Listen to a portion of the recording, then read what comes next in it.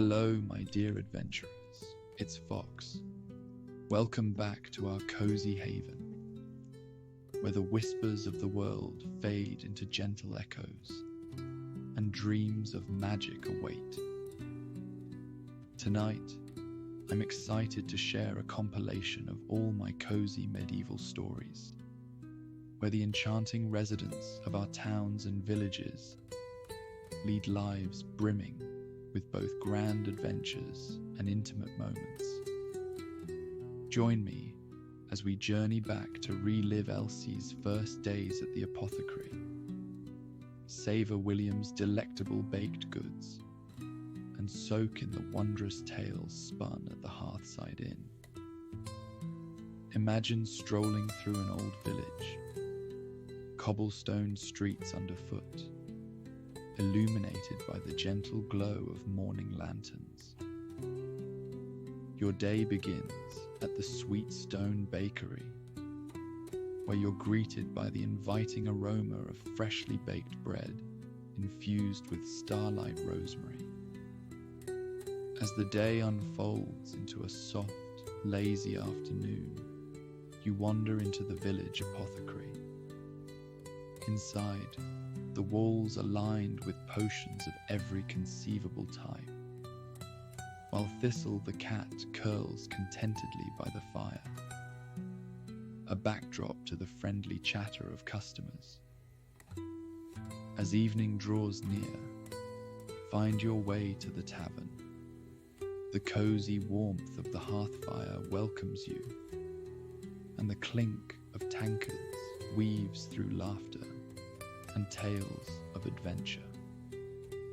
Here, bards regale the crowd with songs of heroic deeds, while dark, roguish figures slink into the shadows. So find a cozy nook. Let the glow of the fireplace chase away the chill of the night, and settle amongst plush pillows. Let go of the day's worries, and prepare to be transported to a world where the mundane and the magical intertwine seamlessly. Tonight, we celebrate the rich tapestry of medieval life, brought to life through tales of wonder, whimsy, and intrigue.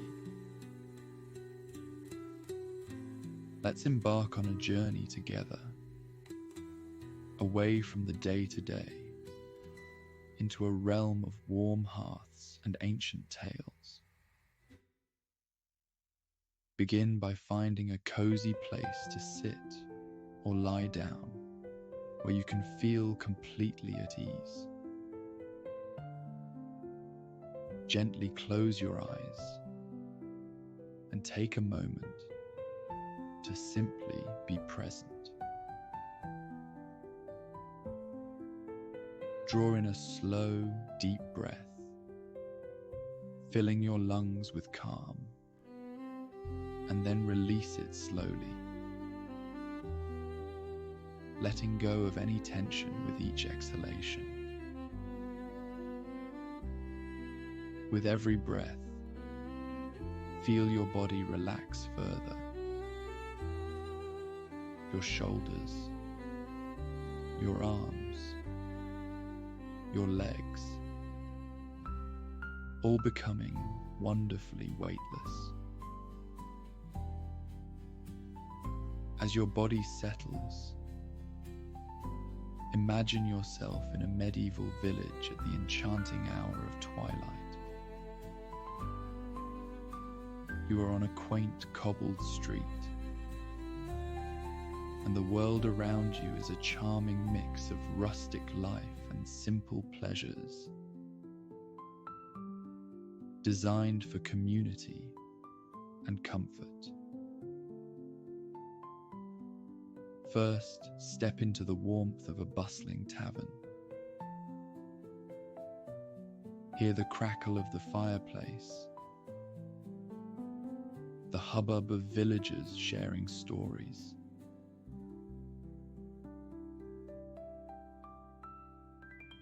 Feel the warmth from the firebrush against your skin, comforting and gentle. Notice the sturdy wooden tables scattered thoughtfully throughout the room,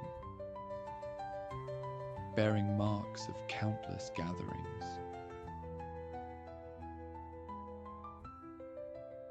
Inhale and exhale slowly.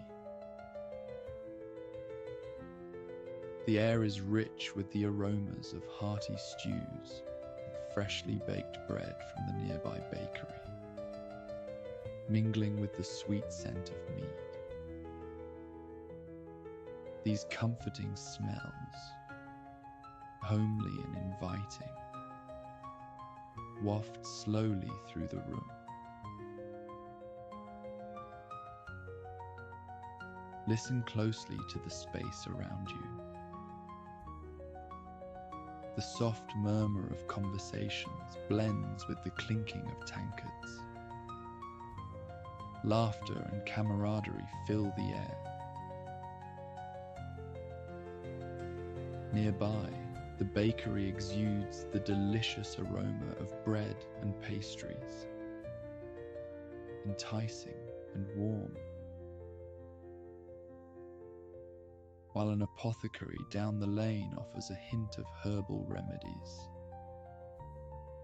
Lavender, mint, and chamomile, each scent weaving a story of wellness and ancient wisdom.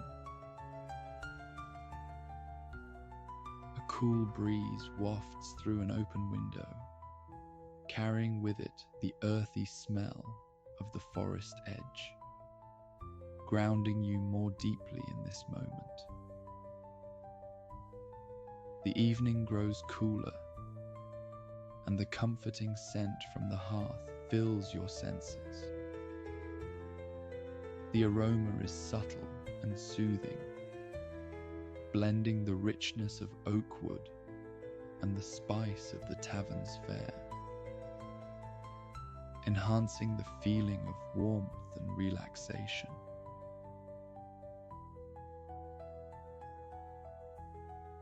As you step just outside the tavern, look upward and see the sky, a canvas of deepening twilight, where the first stars of the evening begin to shimmer. These stars mirror the twinkling candles that light the tavern's windows, their gentle glow casting a soft, inviting light through the pane.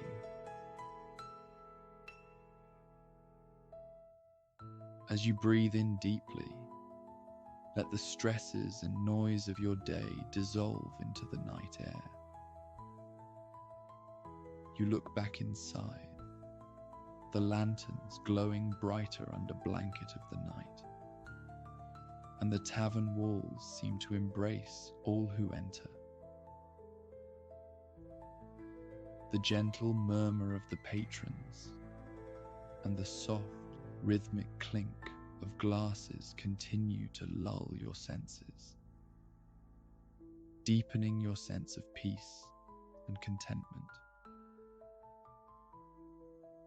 Each breath brings you deeper into a state of calmness, preparing you to delve into stories steeped in the lore and charm of medieval times. Feel your spirit connect more deeply with this village, a place where legends and daily life blend seamlessly,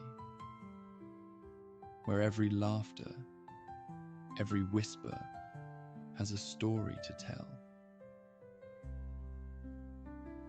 Now, fully immersed in this tranquil village setting, you are ready to journey through enchanting tales of old. Let the mystique of medieval times envelop you, transporting you to a world where myths walk with mankind. With your mind clear and your body at rest, Let these stories unfold.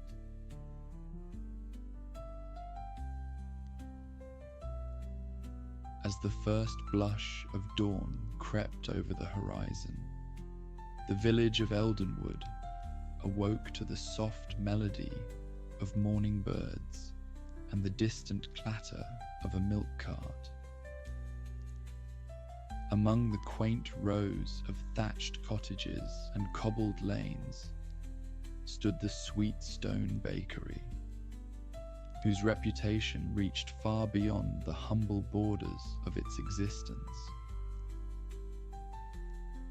The bakery's large oak door was perpetually open, and William, the young baker, stepped out. His tousled brown hair caught the early light, casting golden highlights across his earnest hazel eyes.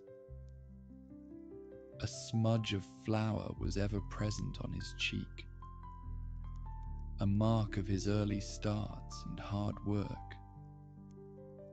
His broad shoulders were draped in a well-worn apron, also dusted with the ghost of flour, making him as much a part of the bakery as the ancient oven that warmed its heart. Inside, the bakery was a treasure trove of sensory delights. Thick wooden beams supported the low ceiling, from which hung bundles of dried herbs and garlic, their fragrances mingling with the yeasty scent of rising dough. The stone walls, seasoned by years of baking, held a residual warmth that made the air soft and welcoming. From plump loaves golden browned to perfection, to sweet buns dusted with sugar that sparkled like morning dew, each piece promised more than just taste. It promised a moment of peace.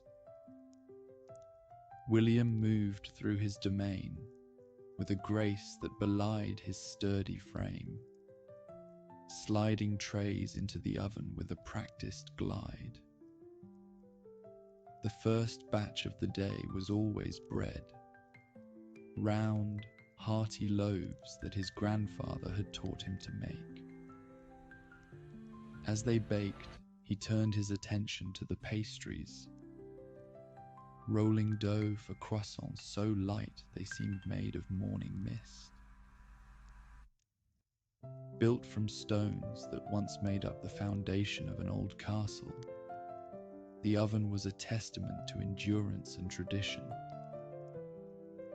Its mouth glowed with fires that had not been extinguished in decades, and it radiated a heat that was as much a part of the bakery as the wood beams that supported the thatched roof.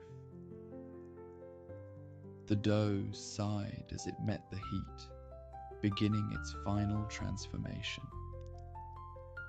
This was a magic William had learned under his grandfather's watchful eye. A magic rooted in the simple alchemy of flour, water, yeast, and heat. As the village stirred to life, the bakery's door swung open with increasing frequency. Each chime welcomed another familiar face, each patron greeted by William with a warm smile and often by name. "Morning, William. I'll have a loaf of the usual," called out Mr. Harrow, a portly gentleman with a booming laugh as he entered. "And how is your wife, Mr. Harrow?" William asked, handing over a loaf with a crust that crackled satisfyingly under his touch. "Still putting up with me, thanks to your excellent bread," Mr. Harrow chuckled, the sound rich and full.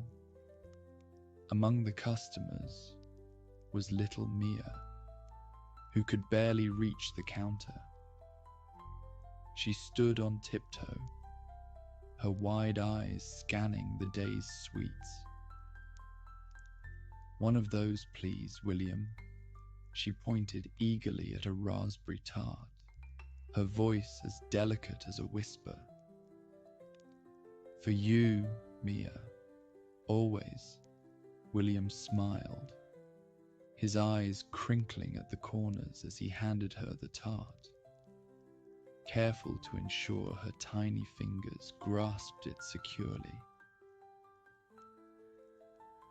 As the morning began in earnest, William took a moment to wipe his hands on his apron and look around.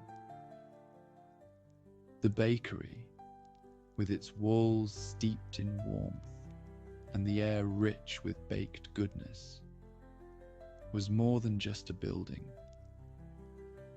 It was a crossroads of lives and stories, a place where the simple act of sharing bread wove deeper connections, a community sustained by more than just food.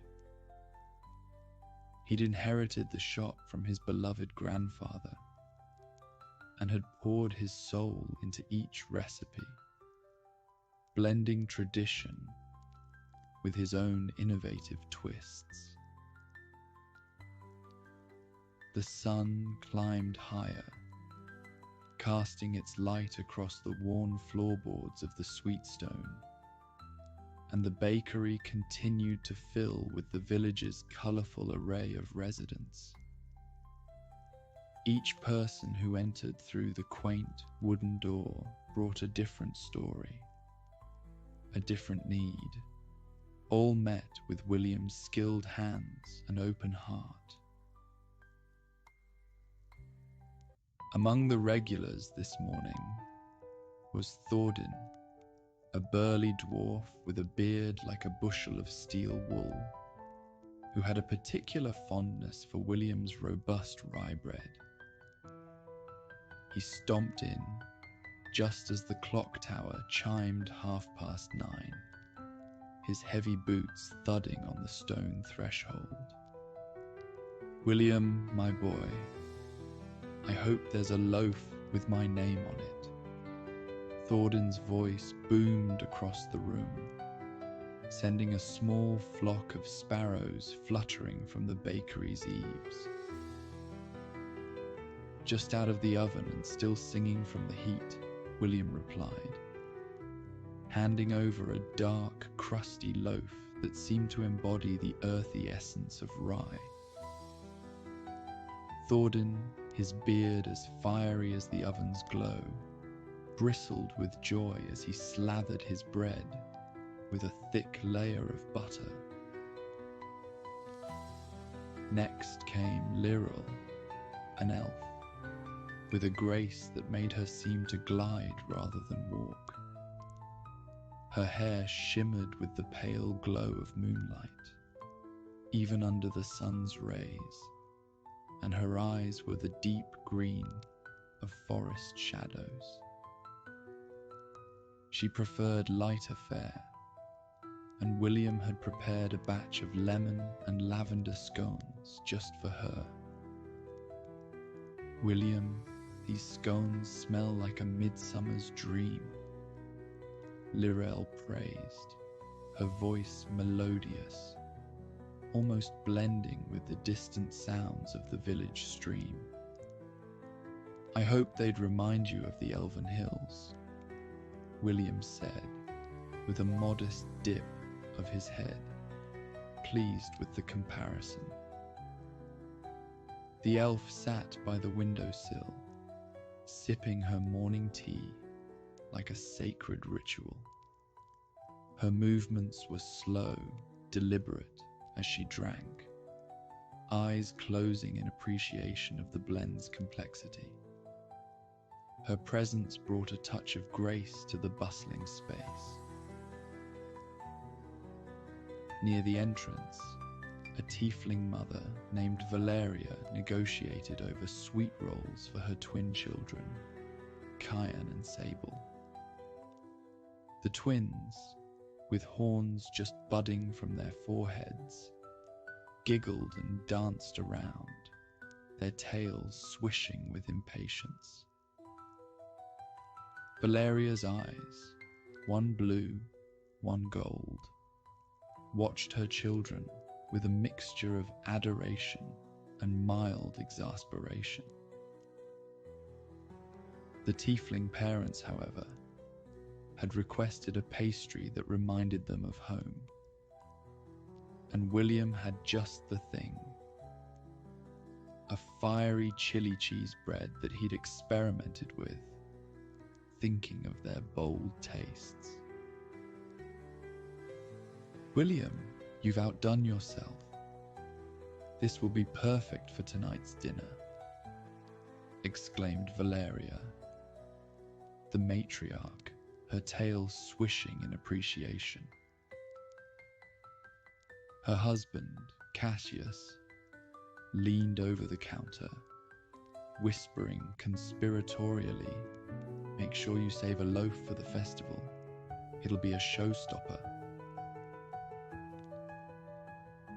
And not to be overlooked, Gandrel, the old wizard whose robes always smelled faintly of incense, and who perpetually seemed to be muttering to himself about spells gone awry, made his selection of a flaky pastry.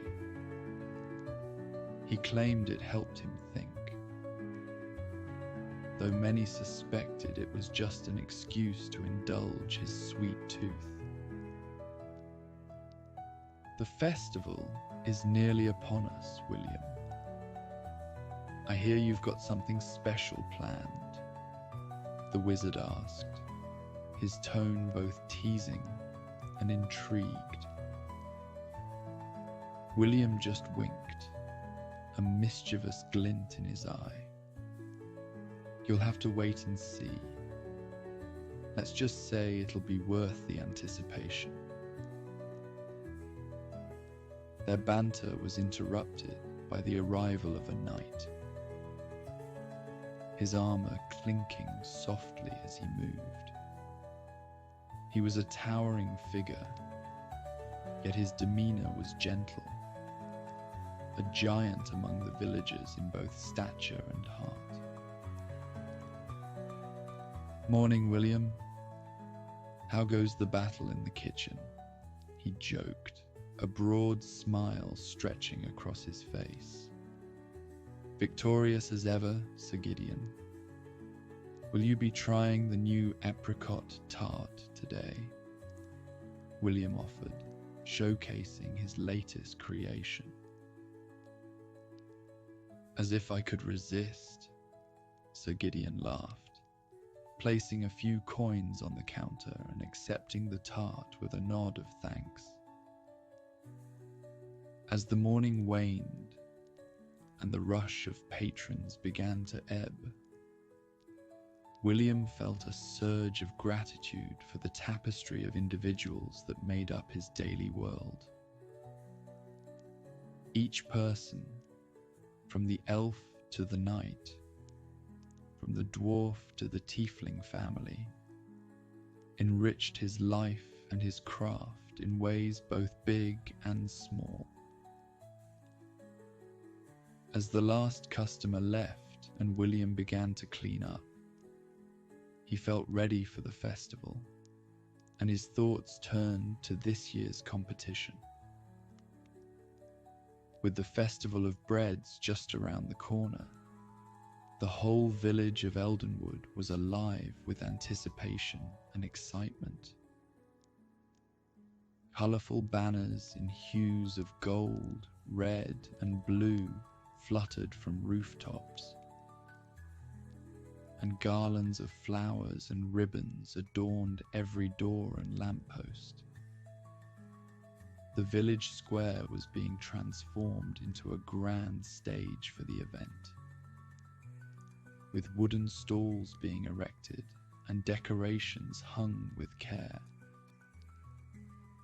William spent the next few days in a flurry of flour, his bakery a storm centre of activity.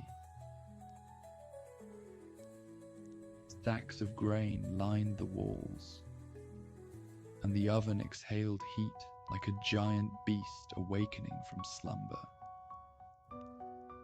He crafted dough with the precision of a sculptor, adding spices that dusted the air with the exotic scents of far-off lands: cinnamon, cardamom, and a hint of nutmeg.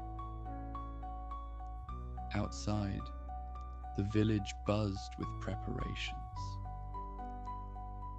Artisans from neighboring towns arrived daily, while children darted between ladders, their laughter a bright music punctuating the rhythmic hammering and sawing.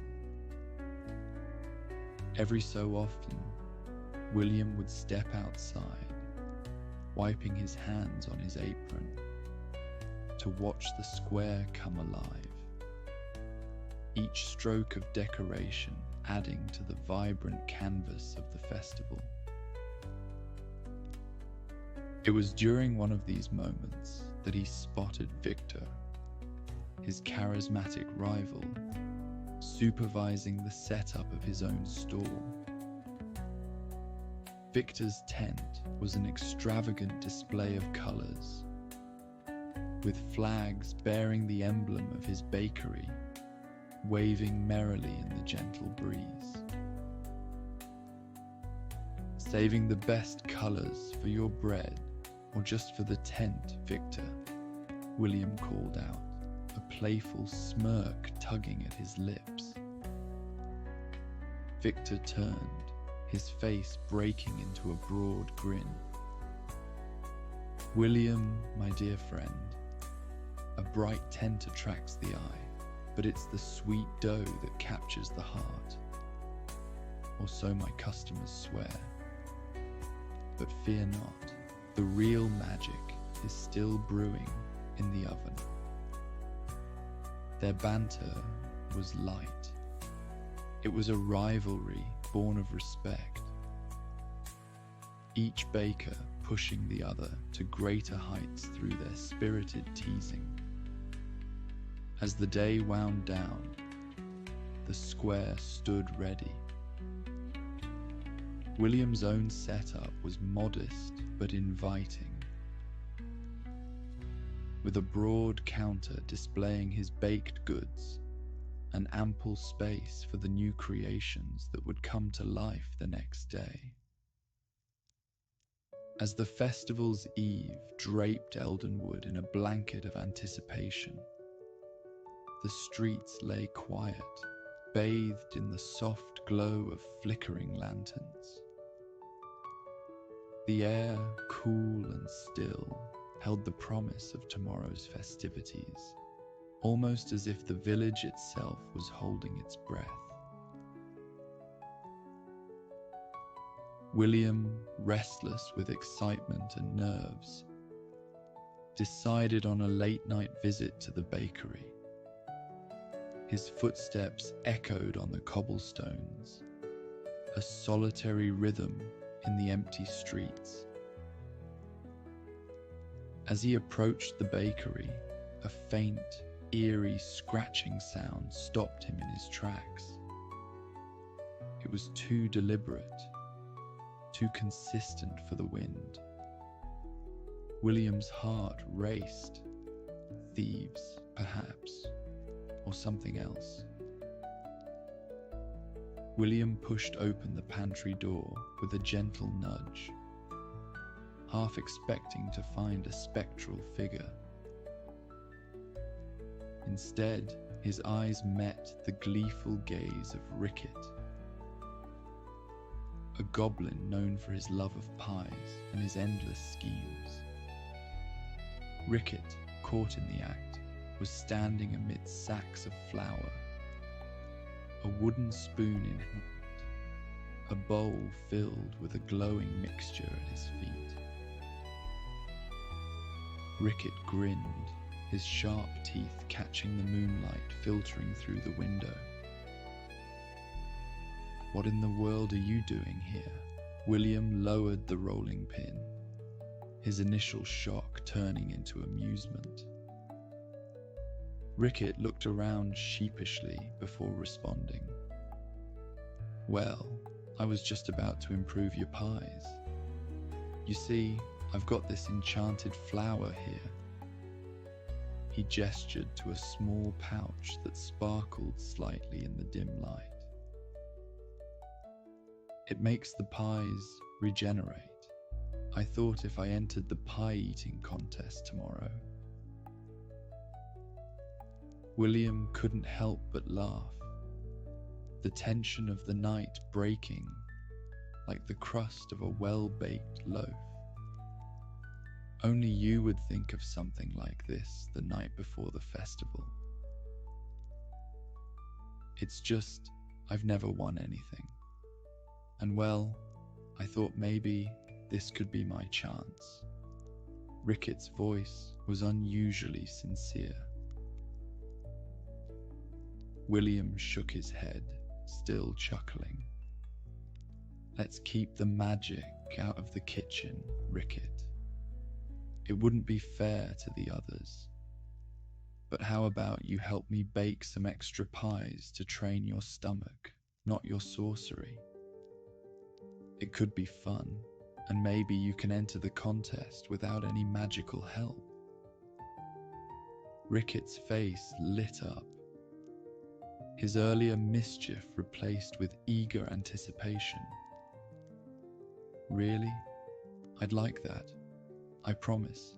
No more enchanted flower." "All right then, it's a deal. But for now, let's clean this up and get some rest. We have a big day ahead of us," replied William with a soft smile. Together, they cleaned the pantry. William tucked the enchanted flower away on a high shelf, just in case Ricket was tempted again. By the time they were done, the first hints of dawn were painting the sky a soft blue. They stepped outside, looking at the transformed square. "Today will be a great day," William said, more to himself than to Ricket. Ricket nodded, his mischievous grin returning. "The best day," he agreed, then scampered off with a wave and his extra pies, his figure swallowed by the morning light. William watched him go, a smile playing on his lips. He turned back into the bakery, the scent of fresh dough wrapping around him like a warm embrace. Despite the night's adventures, or perhaps because of them, his spirit felt lighter. A few hours later, the village square had begun to hum with activity. Villagers draped the last of the banners and strung up strings of colourful flags that danced in the gentle morning breeze. The aroma of fresh bread soon began to waft through the air, drawing people from their homes like a siren's song. William arrived at his stall early, his arms laden with baskets of bread that smelled of hearth and home. He arranged his loaves carefully, making sure each one, infused with sunroot and moon blossom, caught the eye with their golden crusts and glistening sugared tops.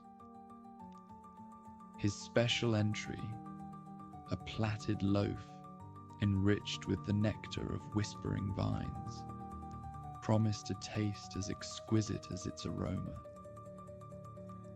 Across the square, Victor's stall was an explosion of colours, with streamers and large exotic feathers that matched his flamboyant personality. Around him, other bakers were doing the same, each bringing their unique styles and flavours to the festival. the square transformed into a patchwork of culinary artistry, with stalls boasting everything from rustic sourdoughs to breads infused with ingredients like dragon fruit syrup, phoenix feather yeast, and basilisk herb blends. In the center of the square, a large stage had been set up for the baking duel. Each contestant had their own station equipped with the essentials: an oven, a work table, and an assortment of utensils. The crowd gathered, the air buzzing with excitement and anticipation. William and Victor were the main attractions, and as they took their places on the stage, the announcer introduced them with grand flourish. Ladies and gentlemen, gather round for a spectacle of culinary expertise. Today, these two talented bakers will go dough to dough, each hoping to rise above the other. The secret ingredient was unveiled as honey, from the mystical golden bees of Eldenwood, known for their magical properties. Careful, William, I might just snatch up your secret recipe today, Victor shouted, winking playfully at the crowd. William, his hands a blur of motion as he worked the golden honey into his stardust flour, shot back without missing a beat. And risk having your pastry collapse like your soufflé last year? He playfully retorted. His eyes, earnest and focused, as the crowd watched in rapt attention. The two bakers sparred with words and dough, their friendly banter acting as a sideshow to their serious craftsmanship. Victor crafted a spectacular bread sculpture, tinted with natural dyes to depict a scene from ancient Fey legends, while William's creation was more subtle, a spiral loaf that seemed to hold the stars within its folds, topped with a sprinkle of edible cracked honey crystals for some crunch. Each bite was a blend of sweet and savory, reflecting the complexity of nature. Judges, including the old wizard and Sir Gideon, made their rounds, their faces betraying little as they sampled the wares. William's bread, with its interplay of light and flavour, was a hit for its innovation and homage to tradition. When the moment of judgment arrived, the excitement in the air was thick. Finally, the wizard stepped forward, his voice clear and resonant, cutting through the murmurs of anticipation. This year's winner, he announced, is none other than William, whose bread captures the very essence of our enchanted forest. Cheers filled the square, and even Victor clapped heartily, his smile broad and genuine. Splendidly baked, William. Today your bread indeed is the stuff of legends, fit for the table of the Fae themselves. As the festival wound down, the sense of community and shared joy was palpable. William felt a deep satisfaction, not just from the victory, but from the spirit of the festival. A celebration of craft, creativity, and camaraderie that would nourish the village long after the last crumbs were savoured. The festival's echoes of cheer and applause still lingered in William's ears as he returned to his bakery, which seemed quieter now, more reflective. He set the trophy, a golden loaf statuette, on the counter, where the morning sun cast golden flecks across its surface and onto the stone walls. Leaning back, William let out a contented sigh, allowing the day's success to wash over him again. In the days following the Festival of Breads, William's victory began to draw more than just the usual villagers to his bakery. News of his enchanting, starlight-infused bread had spread far and wide, and curious visitors from neighbouring villages made their way to Eldenwood, eager to taste the bread that had captured the judges' hearts. Seeing the increased interest in his bakery as an opportunity, William decided it was time to expand. Not just the physical space, but the bakery's role within the community. He envisioned a place where people could gather, share stories, and enjoy each other's company over cups of warm tea and fresh bread. As renovations began, William and a small crew worked on tearing up the old floorboards to make way for new ones. Amidst the dust and noise, William's shovel struck something hard. Crouching down, he brushed away years of dust and debris, revealing the stone edge of a well that had been long forgotten under the bakery's floor.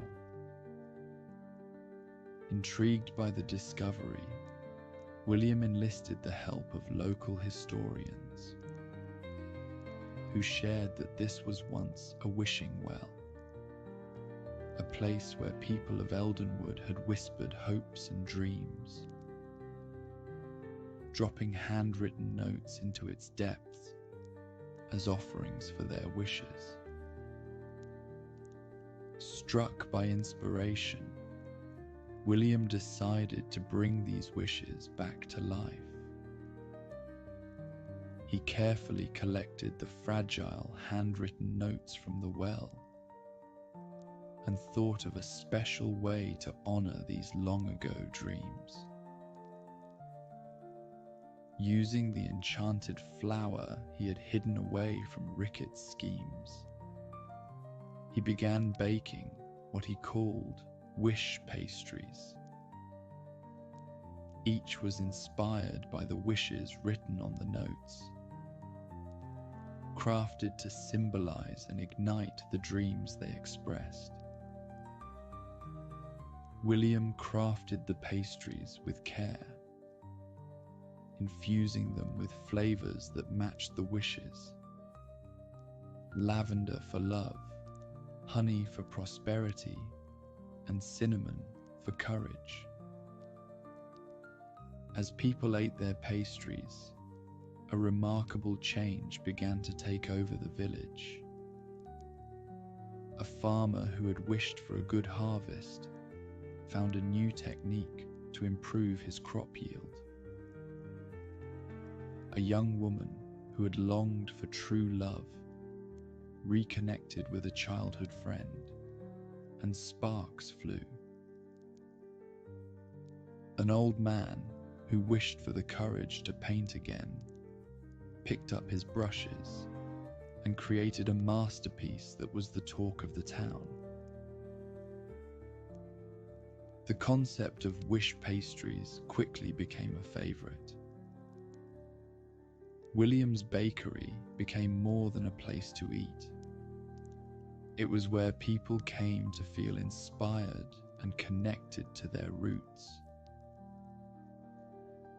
The Tiefling family, always adventurous and bold, picked pastries made with firethorn berries.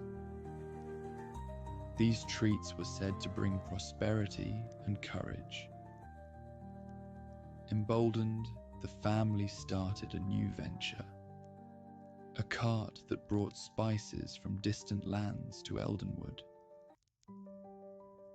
Thordan, the hearty dwarf, chose a dense rye bread seasoned with stone smoke salt, a symbol of strength. This bread inspired him to refurbish the old village forge, where he began crafting tools and teaching the craft to those interested in learning the old ways. The old wizard, ever enigmatic, was drawn to a pastry sprinkled with starlight sugar, wishing for deeper wisdom. He started taking on apprentices, eager to pass down his knowledge of magic and mystery to the next generation. Watching the village come alive with new dreams and ambitions, William felt deeply fulfilled. His bakery had transformed into a place where simple ingredients, mixed with a dash of magic, could really make a difference. One morning, as the bakery buzzed with the chatter of contented customers, the old wizard came in for his usual treat. He glanced around at the lively scene and nodded to William. "I think you've done well, lad," Gandrel said, as he enjoyed a cup of tea at one of the new tables in the bakery. William smiled, his eyes reflecting the flicker of candles that lit the room. "I had a lot of help, from you, from Rickett, from everyone. And from your heart, don't forget that. It's the heart that makes the baker, not just the hands," Gandrel replied, his voice soft but clear. William, accidentally running a flower-covered hand through his thick curls, looked around at the smiling faces. He felt excited about the future. There would be more challenges, more festivals, and more loaves to bake. But most importantly, there would be more dreams to nurture. His thoughts often drifted to his grandfather, wishing he could see how the bakery had evolved. Yet, he felt his presence every day. In the warmth of the oven, in the laughter of the patrons, and in the satisfaction of a day's hard work. As we close the pages of today's heartwarming tale, nestled in the bustling yet cozy confines of the Sweet Stone Bakery, I hope you felt the warmth of the hearth and the spirited camaraderie of a community brought together by the art of baking. Tonight, let the rich aromas of freshly baked bread, infused with magical ingredients from enchanted forests, linger in your dreams.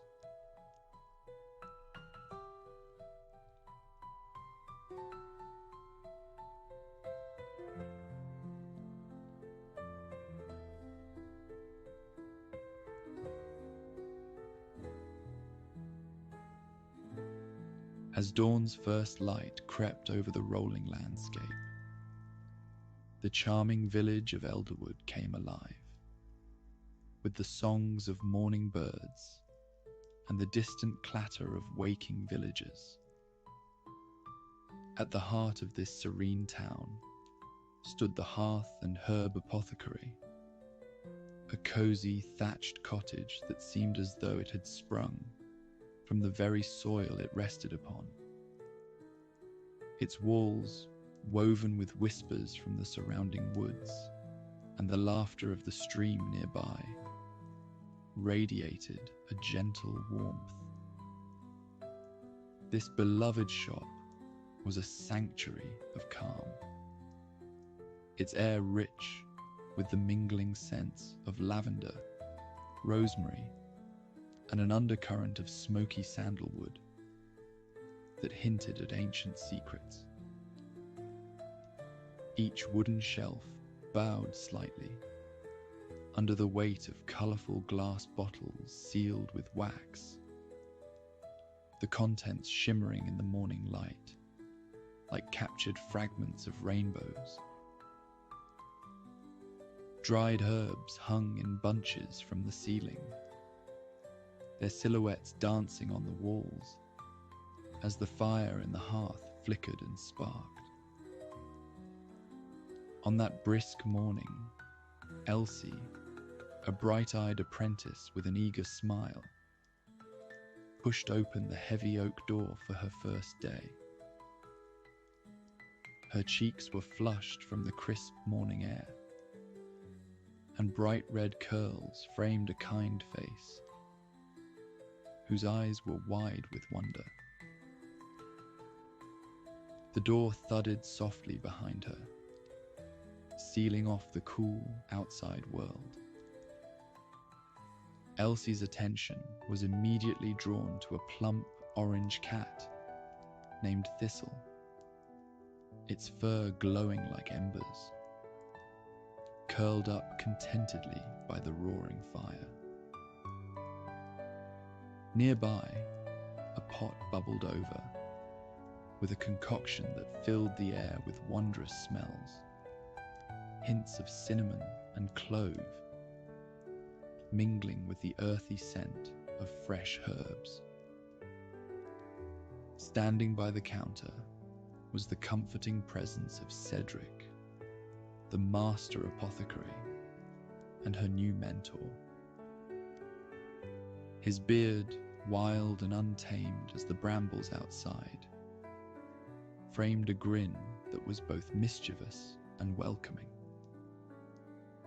His eyes, deep and sparkling like dewdrops, held stories of the forest and the magic hidden within. "Ready to learn the craft?"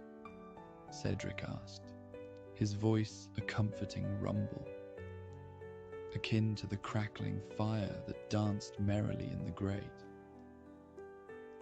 "Aye, Master Cedric, with all my heart," Elsie replied, brimming with an eagerness that filled the quaint room with fresh hope.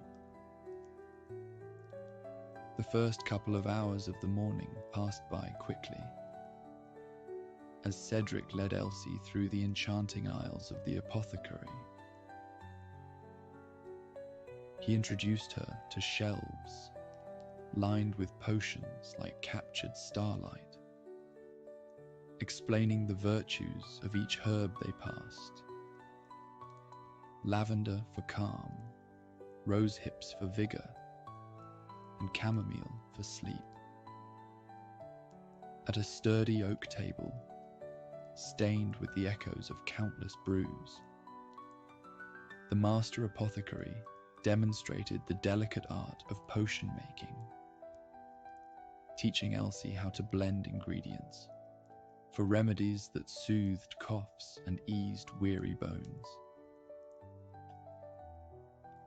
The young apprentice was a quick learner, eager and inquisitive, often asking the strangest questions that brought a smile to her mentor's face. "Take great care, Elsie, for our craft has as much potential to harm as it does to heal." Cedric said, as a warm glow settled in with the noon sun. Moments later, a gentle chime rang across the room as the apothecary door was opened.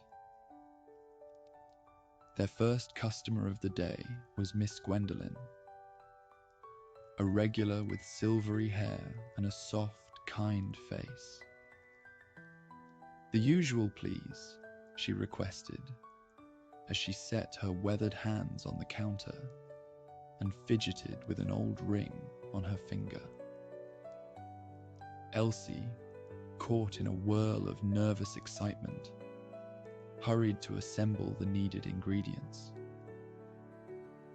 She checked the large logbook and went about gathering herbs from the wall, weighing and grinding them to a fine powder. Her movements were hurried and unsteady, undoubtedly nervous. Cedric, with a chuckle rich and full like the rolling brook outside, stepped beside her to help. His large, warm hands overlaid hers, steadying them as he guided her in measuring the delicate blossoms. Lavender for calm, chamomile for sleep, and cinnamon bark for dreams, he intoned, his voice weaving through the air like an ancient melody, infusing the space with an almost tangible sense of tranquility.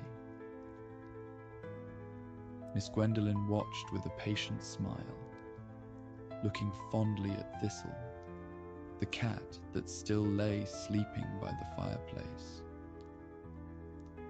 When handed her finished potion, which clinked softly in her woven basket, she nodded her thanks and left. The door had barely whispered shut behind her when a new figure emerged from the morning mist. A mage draped in a cloak the colour of midnight blue. His entrance was quiet, almost blending into the shadows. Yet his presence filled the room with a subtle charge. With a cryptic half-smile, he requested some simple herbs. Elsie, still flushed from her previous task, served him with a blend of earnest clumsiness and growing confidence. 2 counts of starlight mint and 1 bushel of river moss, as requested, sir, she said with a proud smile. The mage nodded, his expression unreadable, the air around him almost cooling with his reserve. "They will suffice," he responded, his voice carrying the chill of the morning fog outside. And with that, he departed as quietly as he'd come. Cedric watched this interaction from the corner, a puzzling look etched upon his face. But he did nothing, aside from offering Elsie an encouraging smile at accomplishing the task on her own. A quiet calm settled in as master and apprentice worked in silence, and the apothecary hummed with the joy of a morning well begun. The peace was suddenly shattered by the village jester, Finnick, who burst through the door with a theatrical flair that sent a swirl of spring leaves dancing in his wake. "Good morrow, Cedric," he exclaimed, his voice slicing through the tranquil hum of the shop, his eyes twinkling with irrepressible mischief. "Could mine voice boom as loud as thunder during my acts?" Finnick pleaded, striking a dramatic pose that belied his playful desperation. Cedric, amused and a tad exasperated, handed the task to Elsie. The young apprentice was caught in the whirlwind of the jester's energy. She scrambled among the shelves, trying to drown out his loud singing and focus on the task at hand. In her haste, she grabbed the wrong vial, mistaking the silvery liquid intended to soothe a farmer's noisy pig for the potion that would amplify the jester's voice. She handed him the vial, and he was off in a flash. Later, at the heart of the village square, the jester prepared for his performance. The square of Elderwood was a picturesque space and the heart of communal life. Cobblestone paths weaved through the center, passing by a cozy bakery whose warm, buttery aromas wafted through the air, and connecting a tiny bookshop filled with the musty scent of old pages to a blacksmith's forge, where the rhythmic clang of hammer on anvil provided a steady backdrop. Each shop front was adorned with decorations of the season, garlands of marigold and green leaves, under a canopy of the setting sun, and the watchful eyes of amused villagers. Finnick began his act. My fine friends of Elderwood, gather round. Today's tales promise to tickle your fancy and warm your hearts, just like a sip of cider on a crisp spring day. And with that, the jester took a hearty swig of the potion to begin. He cleared his throat, ready to weave his tellings of tales and humour. But no sooner than he spoke, his words unexpectedly turned into loud, uncontrollable oinks. The sudden porcine sound stopped him short, his expression wide-eyed and comically baffled for a moment, before he embraced the absurdity. The crowd, initially taken by surprise, erupted into fits of laughter. Each pig-like interruption from the jester was greeted with delighted cheers and hearty chuckles.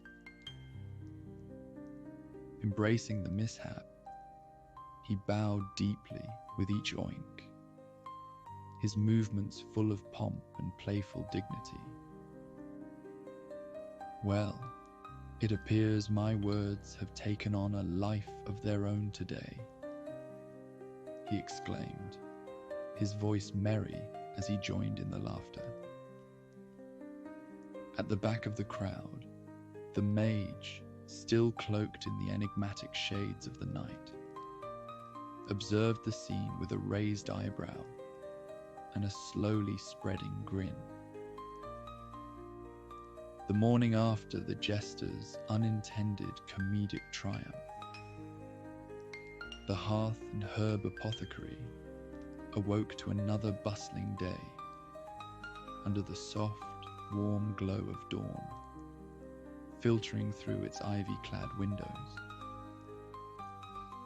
The scents of the morning were a comforting embrace.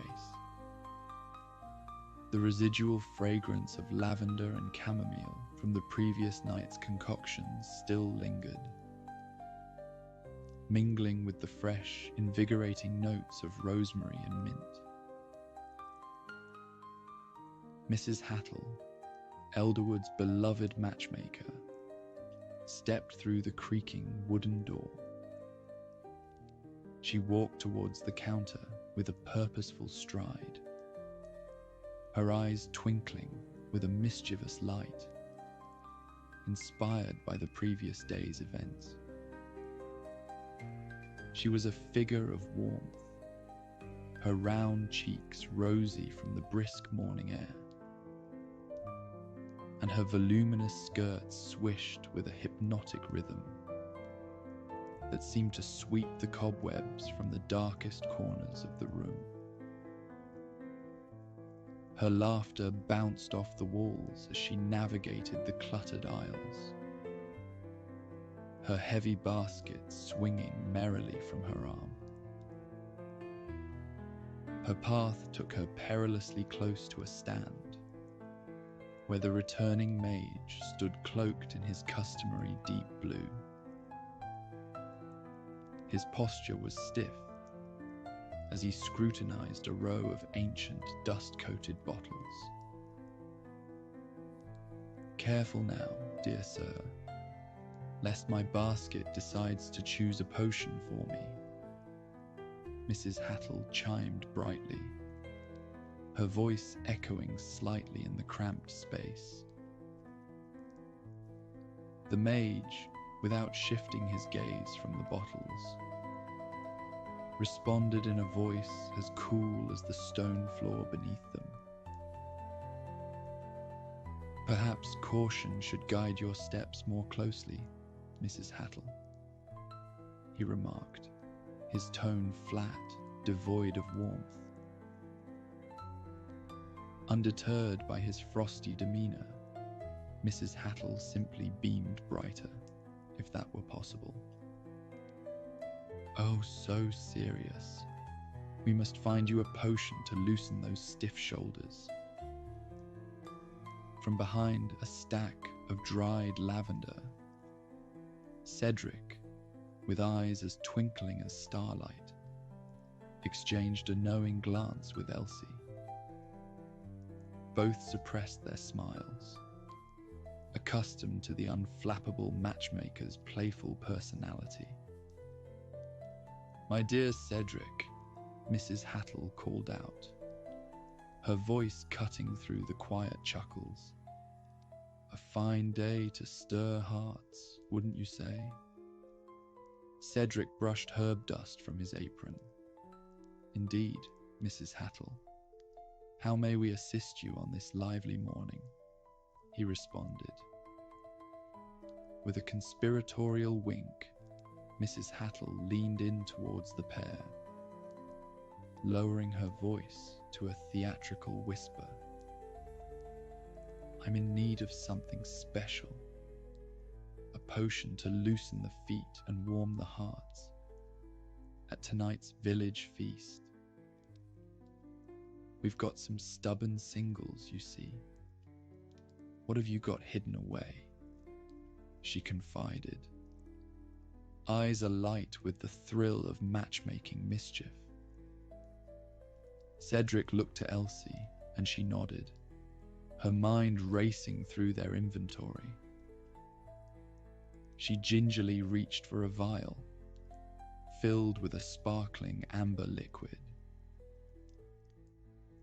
"This should do the trick," she said, her voice a tad uncertain, as she handed over the potion.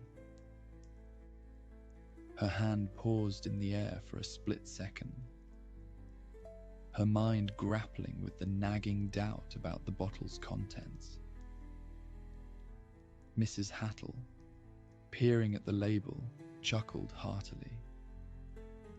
"Oh, my dear, if this is the elixir I think it is, tonight's feast will be more spirited than expected.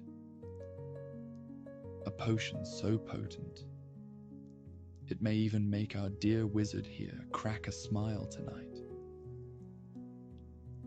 Her laughter filled the shop, echoing warmly off the walls. The mage's only reaction was a slight narrowing of his eyes, a silent acknowledgement of the jest. Elsie, biting her lip to hold back laughter, hurriedly busied herself with a mortar and pestle. Now that would be the day. Thank you, friends. I will see you tonight, Mrs. Hattle said, departing with a merry jingle of the doorbell. Elsie couldn't help but smile at the thought of Elderwood's most reserved villagers dancing the night away under the influence of Mrs. Hattle's meddling. As twilight wrapped its velvety cloak around Elderwood, the village square burst into an atmosphere of light and laughter.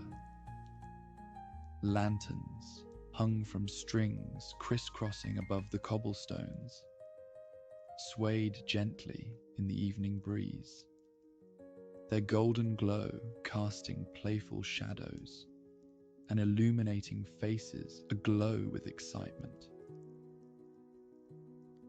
The air was warmed by the lively strains of music, a symphony of lutes, flutes, and the occasional deep thrum of a drum. Villagers, wrapped in colourful shawls and cloaks, gathered around. Tankards clinked in festive harmony, each toast a celebration of the winter's retreat and the promise of new beginnings. In the heart of this jubilant assembly, Mrs. Hattle, the undisputed mistress of mischief, navigated the crowd with the stealth of a cat. Her eyes sparkled with delight as she reached the central punch bowl. With a sly glance over her shoulder, she tipped a small vial into the mix. The liquid swirled mysteriously before settling. As the potion took effect, the square transformed into a spontaneous ballroom. The robust blacksmith, his large hands more accustomed to the forge's heat than the delicacy of dance, found himself caught in a lively jig with the petite baker. Her usual reserve melted away under the potion's influence, her laughter pealing like bells in the night air, much to the delight of the onlookers. Nearby, the librarian, a woman of stern demeanour and precise habits, found herself the unlikely partner of a cheeky shepherd boy. His youthful exuberance swept her into the dance, her protests drowned out by the rollicking tune of a nearby fiddle. As they spun, her normally tidy bun came loose, her hair cascading around her in a whirlwind that mirrored the unexpected joy in her eyes. From the edge of the crowd, a chorus of laughter erupted as the spectacle unfolded. "Look at them go," chortled an old farmer, his voice rough with mirth. "That potion stirred up more than just their feet." Mrs. Hattle, watching the chaos she had orchestrated, could barely contain her glee. Who knew our stern librarian could dance like a spring nymph? Or that our dear blacksmith had such a skip in his step? She exclaimed, clapping her hands in delight. On the fringes of this joyful chaos, Elsie watched with a mixture of embarrassment and amusement. With her help, the village dance had turned into a comedy of errors. Yet the laughter it sparked was undeniably infectious. Cedric, noticing her crestfallen expression, ambled over, his beard bristling with suppressed laughter. He leaned close, his voice a warm balm over the din. It's quite all right, Elsie. The path of learning is strewn with triumphs and missteps, he said, gesturing towards the chaos with a chuckle. Elsie nodded at Cedric, attempting to appear in better spirits than what she felt, but her mentor noticed her fallen shoulders and discouraged a twinge.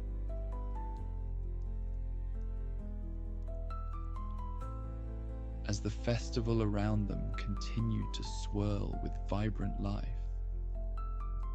Cedric led Elsie to a quieter corner of the square, under the gentle light of a lantern that bathed them in a soft golden glow. They found a rustic wooden bench worn smooth by time and settled into its familiar embrace. The noise of the celebration was a gentle murmur here, like the distant sound of a brook, allowing for a more intimate conversation. Cedric, ever the mentor, took a moment to collect his thoughts, his eyes reflecting the flickering light as he turned to his young apprentice. You know, Elsie, the potion you crafted for Miss Gwendolen was truly something special, he began, his voice soft and encouraging. It wasn't just a sleep aid, it was a vessel for her to sail back to cherished memories of her husband. Those dreams, they're a sanctuary for her. Elsie listened, her eyes wide in the dim light, absorbing every word. She remembered carefully selecting each herb, blending them with both precision and a hope that they would bring some comfort. It's more than just helping her sleep. It's about providing peace, a gentle reprieve from her grief. Cedric continued, his tone as warm as the blanket that lay folded over the back of the bench. And your concoction did just that. She's been sleeping more soundly, dreaming of the happy times they shared. It's a beautiful gift, what you've given her. Elsie's cheeks flushed with a mix of pride and humility. I just wanted to help her, she confessed, voice tinged with a quiet wonder. Cedric chuckled fondly. That's the heart of a true healer, Elsie. You care, and that's where it all starts. Each herb, each potion you mix, you're weaving a bit of hope, a dash of comfort into them. And that's what makes them work. It's not just the ingredients, but the care put into them, he responded. They sat together for a moment, the festive sounds around them a comforting backdrop to their cozy corner. Elsie felt a deep, resonant joy in her chest, a sense of purpose and connection to the people around her, to Elderwood itself. Thank you, Cedric, she finally said, her voice steady and strong. I hope I can continue to make a difference, one potion at a time. And so you shall, Cedric replied, nudging her playfully. Every brew is a lesson, and tonight you've taught Elderwood the joy of imperfection.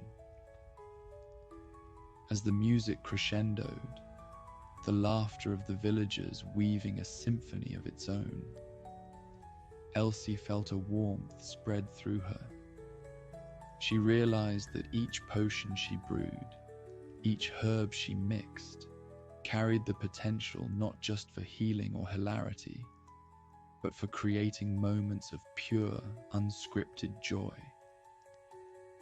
Tonight, Elderwood pulsed with a life that was both wild and wonderfully unpredictable, and Elsie, now smiling freely, joined in the revelry.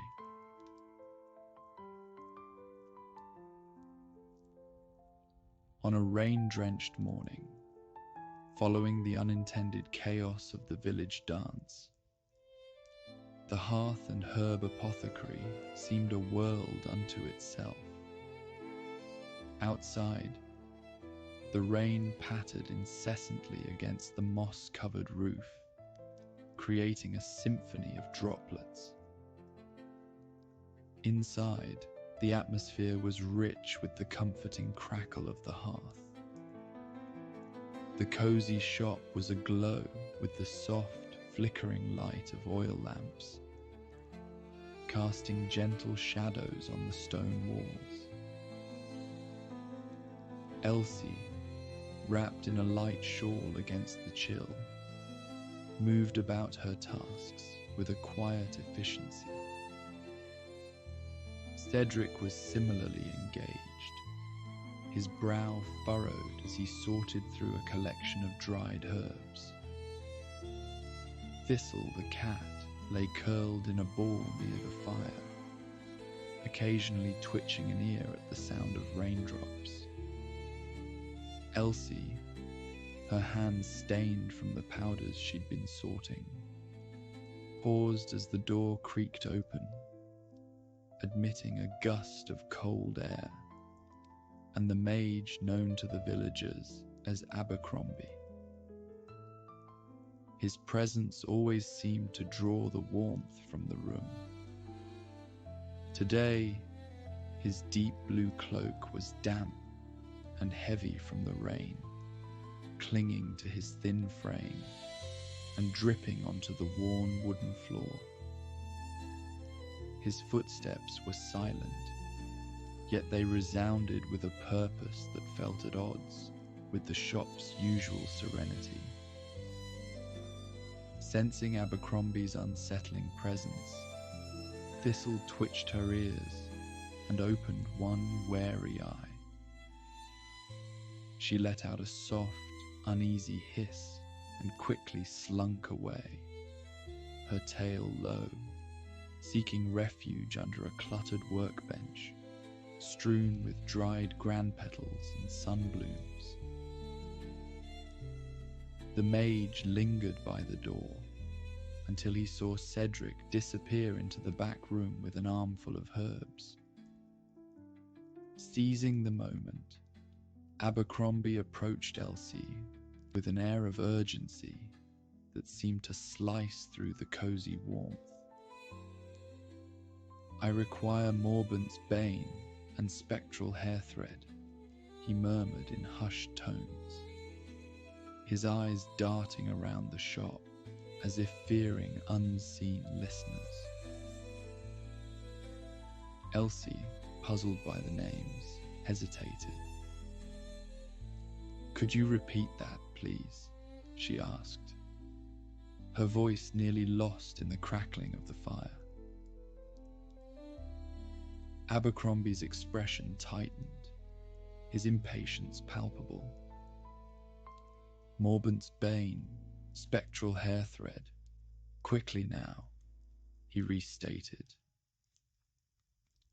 his voice a hiss that seemed to make the air around them thinner. Feeling a chill that had little to do with the rain, Elsie nodded and retreated to the storeroom. As she rummaged through the labelled jars and bundles, her unease grew. The names sounded more like curses than cures.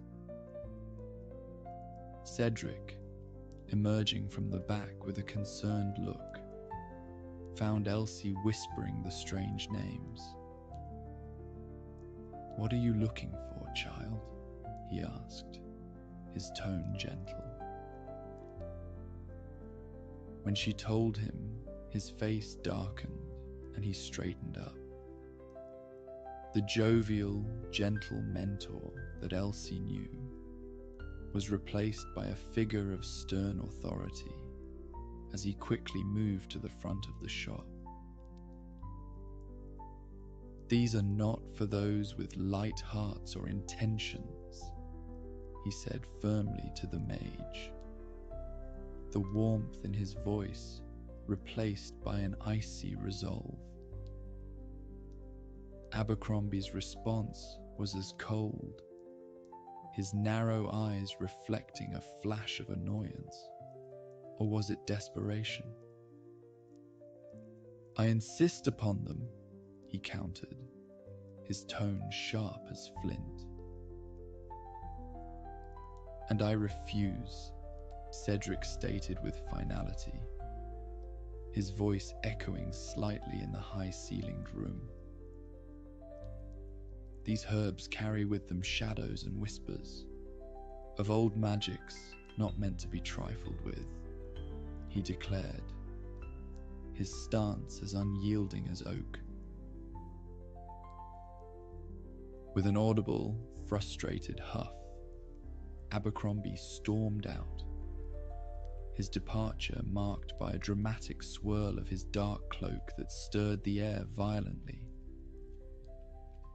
The room, momentarily disturbed by his exit, soon settled back into its previous calm, and Thistle the cat cautiously emerged from her hiding place under the workbench. She sniffed the air, reassured by the absence of Abercrombie's unsettling aura, and gracefully returned to her cozy spot by the fire. Elsie, wide-eyed and more curious than ever, looked to her mentor for explanation. "What was that about?" she asked, her voice a mix of fear and fascination. Cedric's sigh was heavy, laden with the weight of unspoken stories. He looked down at his apprentice with a mixture of fondness and concern. "Some knowledge, my dear, carries a weight too heavy for simple curiosity," he replied, his eyes flickering back to the hearth, as if seeking comfort in its steady glow. "And some herbs are best left unharvested." Thus, within the rustic, cozy confines of the Hearth and Herb Apothecary, amidst the simple magic of healing and the ordinary wonder of life, hid layers of deeper, darker magics, lessons of responsibility and restraint, taught alongside those of laughter and love. Elsie, her heart a little heavier but wiser, felt the depth of her journey in herbalism deepen, ready to tread carefully under Cedric's wise and watchful eye. As we seal the pages of tonight's journey, through the fragrant chambers and mystical concoctions of the medieval apothecary, I hope you've been transported to an era where every rustle of dried leaves and gentle bubbling of brews whispers tales of healing and magic.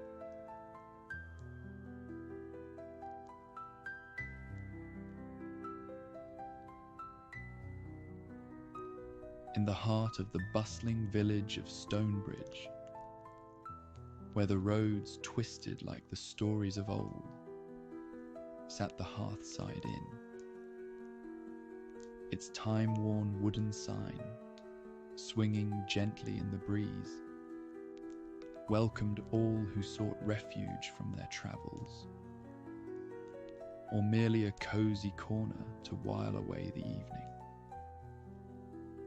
The inn, with its thatched roof and walls encased in climbing ivy, radiated a charm that was both rustic and inviting.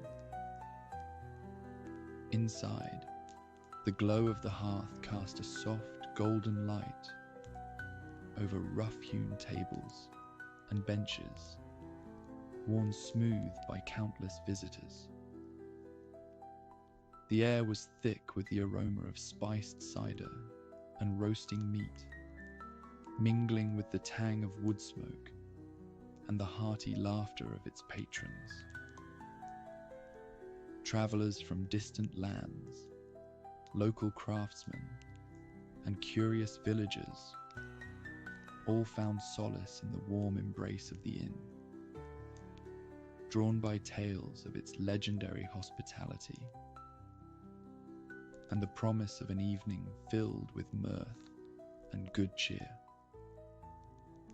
On this particular night, the usual hum of the Hearthside Inn was tinged with a palpable excitement.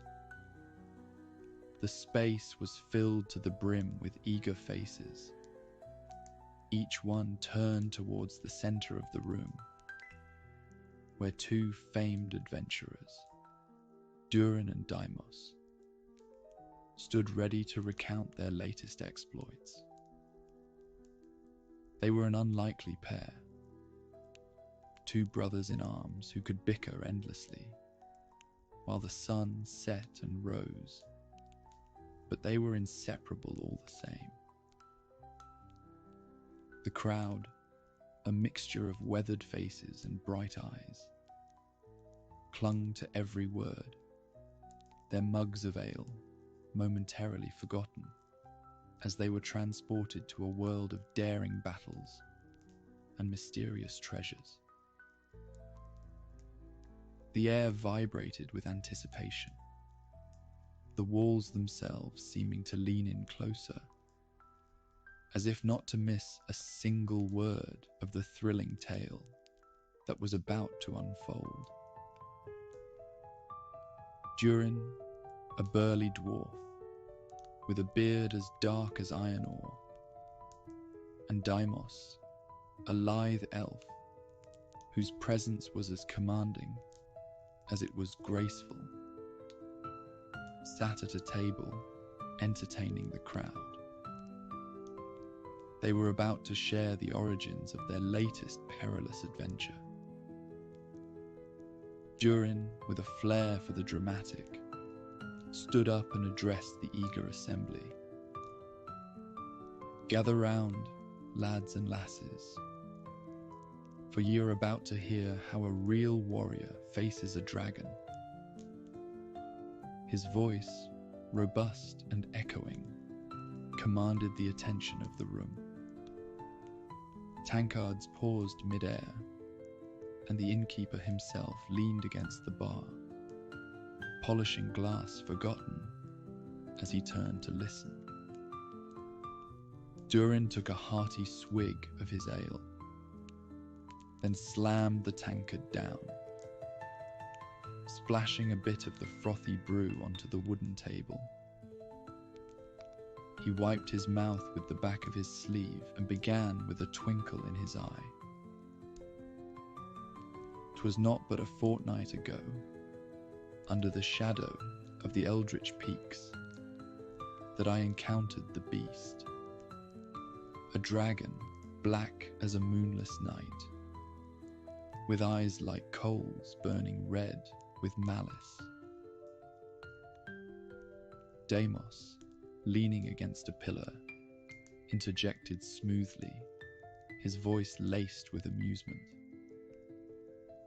"Let's not forget how we came to learn of this dragon and its horde, my stout friend. It was in the dusty, forgotten stacks of the great library of Eldoria, where it was I who first uncovered the legends of the eldritch peaks." Yes, the elf did his reading, Durin conceded with a playful roll of his eyes. But it was I who found the map, buried in a locked chest in the attic of the Grand Magistrate's old manor.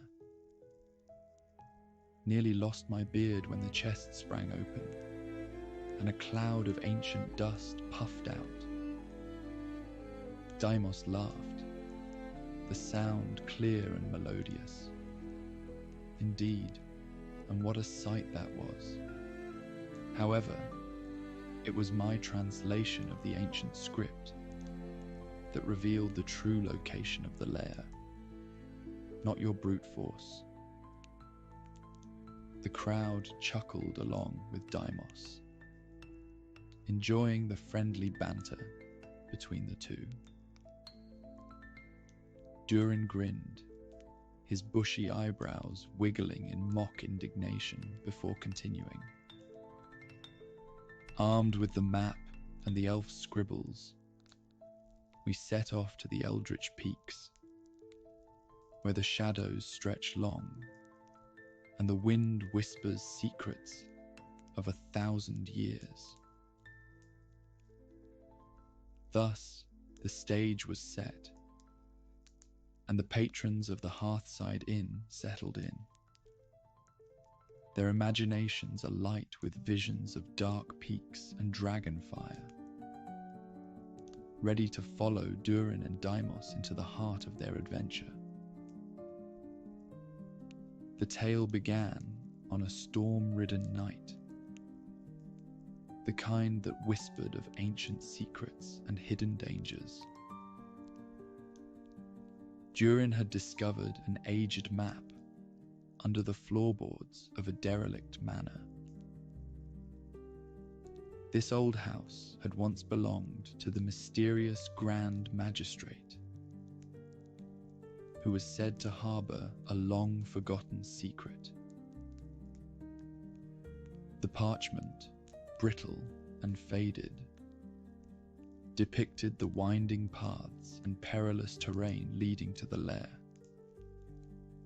of a fearsome dragon known as the Blackwing.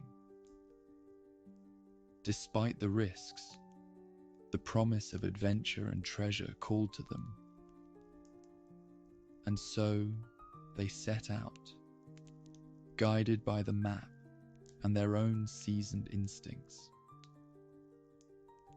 Deimos, ever the cautious one, used his magical prowess to safeguard their journey. He cast spells that illuminated their path and warded off the lesser creatures that lurked in the shadows of the Grimwood forest. The forest itself was a labyrinth of towering trees and thick underbrush that muffled their footsteps and seemed to swallow light whole. As they neared the dragon's lair, the air grew thick with the heat of smouldering embers and the heavy scent of sulphur. A sense of dread hung over the area, warning all who dared approach of the danger that lay ahead. The lair was situated beneath a craggy outcropping at the base of Eldritch Peaks. It was here that the landscape bore the scars of the dragon's fiery breath. The ground was blackened and barren, the rocks molten and reshaped. Durin, with his mighty axe at the ready, led the final approach. His heavy boots crunched on the scorched earth, each step resounding like a challenge to the beast that lurked within. Deimos, not one to be outdone, prepared his most potent spells, his hands weaving through the air, tracing patterns that glowed with a faint, otherworldly light. Inside the cavern, the dragon awaited, its massive form coiled around piles of treasure that glittered in the dim light. Its scales were like shards of night, absorbing all but the faintest glimmer of their torchlight. Durin's voice rose dramatically as he described their arrival at the lair. There, the cavern loomed before us, a gaping maw of darkness. Armed with my trusty axe, Bloodspiller, I led the way, my footsteps steady and sure. Deimos interjected with a feigned roll of his eyes. He omits that his steady and sure footsteps caused a minor landslide that nearly buried us both. But indeed, we entered the lair, and there lay the dragon, coiled like a sinister shadow, its scales glistening like wet obsidian. As Durin stepped forward, the beast stirred, its eyes opening to reveal depths of molten gold that fixed upon the intruders with disquieting focus. The battle that ensued was fierce. Durin swung his axe with the might of the mountain kings of old, each strike ringing against the dragon's scales. Deimos unleashed a torrent of magic, his spells casting brilliant light and searing heat against the darkness of the cave. The elf's voice, melodic and captivating, painted a vivid image of the ensuing chaos. As Durin bravely or foolishly charged, I prepared a spell of binding. The beast awoke with a roar that shook the mountain, spewing fire in a furious arc. Durin picked up the story, puffing out his chest. And there I was, axe swinging, ducking flames, leading and striking whenever the beast's underbelly was exposed. 'Twas a dance with death itself, and a dance you would not have survived without my enchantments, Deimos quipped, drawing more laughter. While Durin engaged the beast directly, my enchanted arrows flew, tipped with a potion to dull the dragon's senses. In the end, it was both a combination of Durin's relentless assault and Deimos's strategic conjurations that brought the dragon to its demise. The beast's final roar echoed through the cavern, a sound of defeat that shook the very stones. With the dragon vanquished, the brave adventurers turned their attention to the horde. Mountains of gold, ancient artifacts, and precious gems lay before them, a reward worthy of their courage and cunning.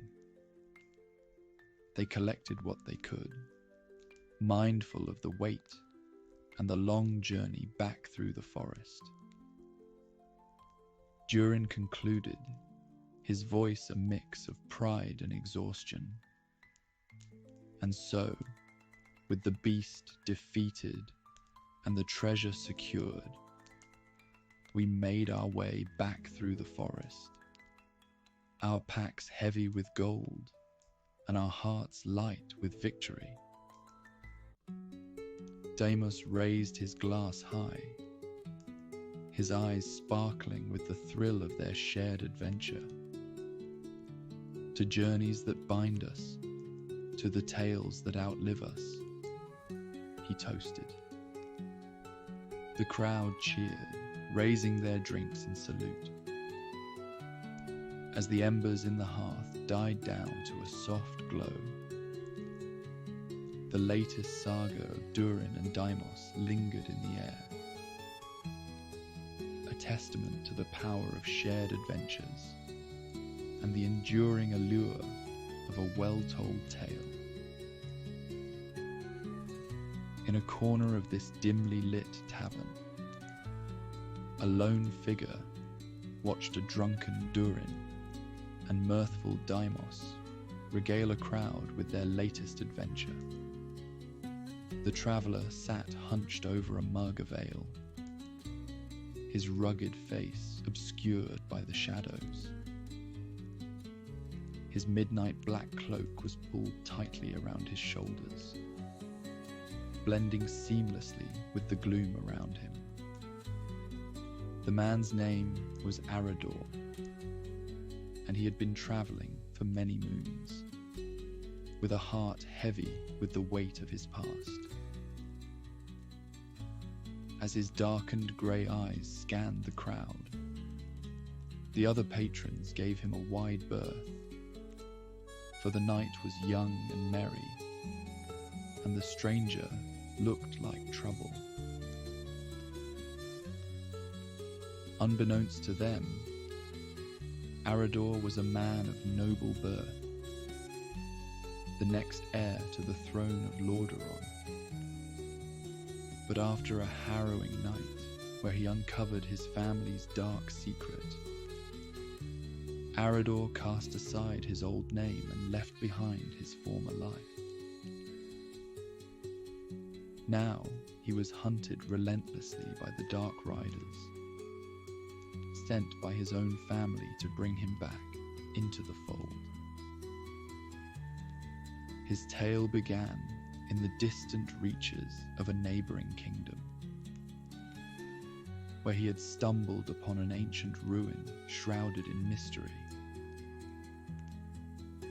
His discovery took place on a night much like this, as a storm raged and the howling wind whipped through the trees and rain pelted the earth. Arador was making his way back from a diplomatic visit with the elves when he sought refuge from the tempest within the old ruins that bordered his family's estate, a place long abandoned since they moved into the grand castle at the heart of Lordaeron.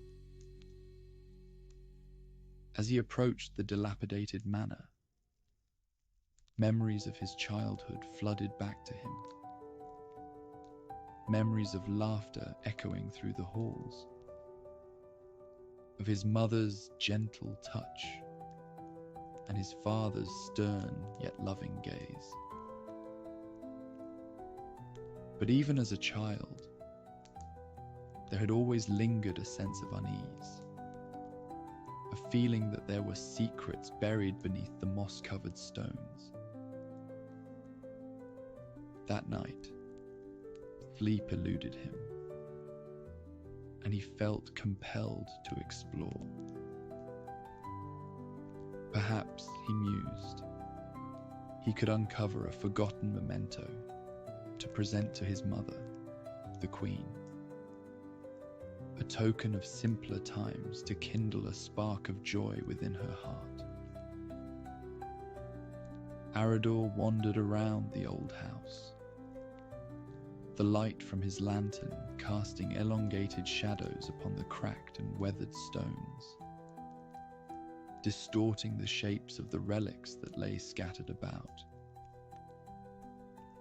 With each step he took, the floorboards creaked beneath his weight, as if protesting the intrusion into their long-held silence. Cobwebs draped like funeral shrouds across the faded tapestries that adorned the walls, and the musty scent of decay hung heavy in the air, mingling with the dampness seeping in from the storm outside. As his hand brushed against the aged tapestry in his mother's old chambers, he felt a strange resonance and glimpsed a slight shimmer. He tugged at the fabric, revealing a concealed alcove that had been hidden from sight for generations behind the illusion. Within the alcove, lay an old chest, its wooden frame worn from years of neglect.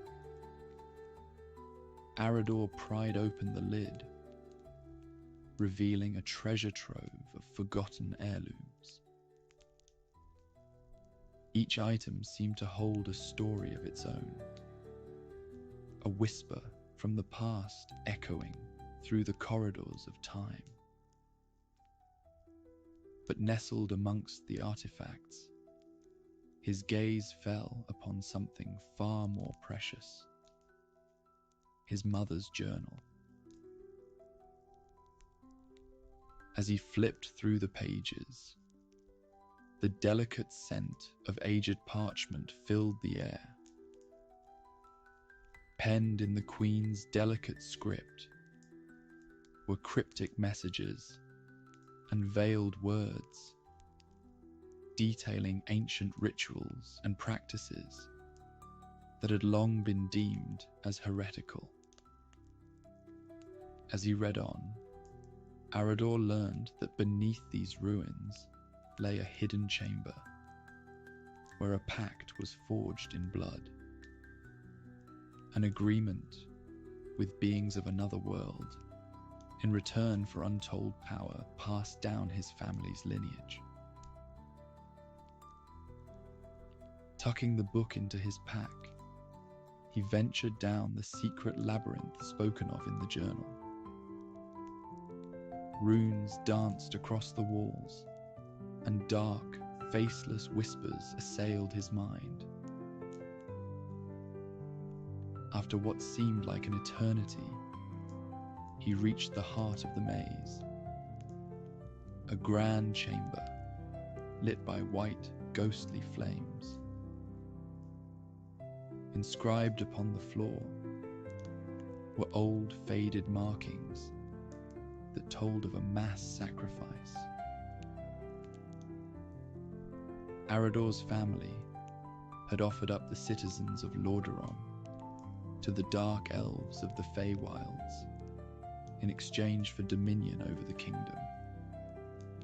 The realization dawned on him that his annual diplomatic visits to the elves were a part of this ritual, a show of continued good faith between the family and their dark masters. In horror, he ran back to the surface and rode his horse as far as he could, away from the grisly scene.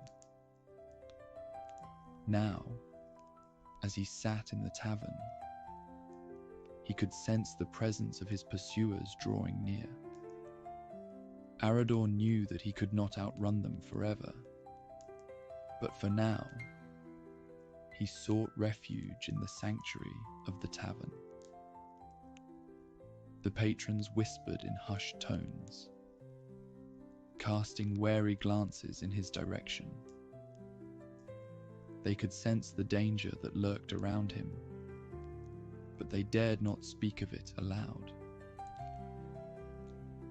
But even as fear gnawed at his heart, Arador remained resolute. Looking around him, he saw a joyous people, travelers of all kinds sharing laughter and a hearty meal. He was charmed by their love of mere existence and resolved to start a life anew here at Stonebridge. With a steely confidence, he drained the last of his ale and rose from his seat, ready to face whatever darkness awaited him outside and return as a free man. After the tales had wound down and the final echoes of applause faded into the cozy warmth of the Hearthside Inn, the atmosphere buzzed with contented murmurs and the clinking of tankards. The firelight flickered across the walls, casting dancing shadows that seemed to keep the stories alive just a little longer. Amidst this comfortable camaraderie, one particularly merry visitor, his cheeks flushed with laughter and ale, staggered up to the bar, where the innkeep, a stout man with a kindly face and a white apron, was tidying up. The visitor, a boisterous fellow with a thick beard and a voice that carried over the din, banged his tankard down on the wooden counter. He called out for the innkeep, his voice slurring slightly. "This ale, it's like nectar from the gods themselves. What's in it? What's the secret?" His loud inquiry drew a few shushes from the nearby tables, but his enthusiasm was infectious, and soon other patrons were nodding and raising their glasses in agreement. The innkeeper, wiping his hands on his stained apron, leaned forward with a twinkle in his eye, ready to weave yet another tale into the night. "Well now, you're tasting a bit of history with each sip," he began, drawing the crowd in. "This ale comes from an old family recipe, given to my grandfather by a group of dwarves as a token of their gratitude." The murmurs of interest grew louder. Everyone at the Hearthside Inn knew that when dwarves were involved, the story was bound to be good. Many years back, my grandfather offered shelter and his own bit of cunning to a band of dwarves who were up against a nasty horde of goblins, the innkeeper continued. The crowd leaned closer, the earlier tales of dragons and elves making way for something a bit different. These goblins had been terrorizing the countryside, looting and causing chaos. Nasty bit of work they were. He paused for effect, scanning the room as he picked up a clean glass and began polishing it. His movements slow and deliberate. Now, my grandfather was no warrior, but he was clever, with a sharp mind. He helped those dwarves set traps and come up with a plan to lure the goblins into a narrow pass, where their numbers would count for nothing. The patrons, now thoroughly engaged, nodded appreciatively. The thrill of strategy and battle was a fine substitute for brute strength in their tales. The plan was a roaring success, the innkeeper said, setting down the glass with a satisfied clink. And as a token of their gratitude, those dwarves shared their secret recipe for this very ale. They told my grandfather that it was brewed with hops from their hidden groves and water from their deepest mountain springs, mixed with a few secret herbs known only to their kin. A round of cheers and applause broke out in the inn, and several patrons called for another pint of the legendary brew and clapped the innkeep on the back, praising the exceptional taste. The story of the ale's origins seemed to deepen its flavour, adding a touch of magic to each sip as the night wore on. The visitor who had sparked this tale beamed, his initial curiosity now blooming into full-blown delight. "Pour us another round then," he called out, his voice still loud but brimming with a hearty cheer. As the innkeeper obliged, filling tankards with the storied ale, the magic of the evening deepened here in the Hearthside Inn, surrounded by the glow of the fire and the richness of tales, passed down through generations, the patrons found themselves part of a living tradition, reveling not just in ale, but in stories of cunning, courage, and camaraderie that transcended the ages. As we draw the curtain on the evening's enchanting tales from the Hearthside Inn, I hope you've been swept away into a world where each pint of ale and every crackling log on the hearth carries echoes of age-old legends and the laughter of companions long gone but never forgotten. Good night, my dear friends. May you dream of cozy nooks and warm fires, of clinking tankards and stories